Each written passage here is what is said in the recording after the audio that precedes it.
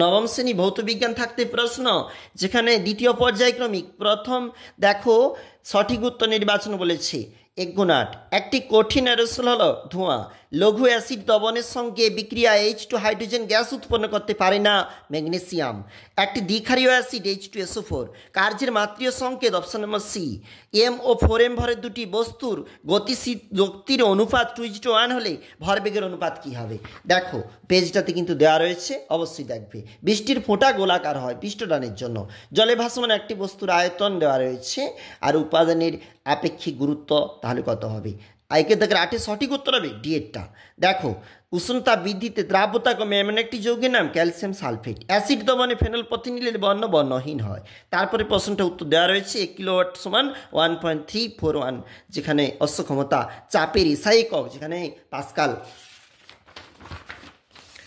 পরের পেজ, সেখানে বলেছে ঘাতের মাত্রীয় সংকেত, বায়ুমণ্ডলীয় চাপের মান বলেছে, সত্য মিথ্যা রয়েছে ইমালসনের প্রশ্ন।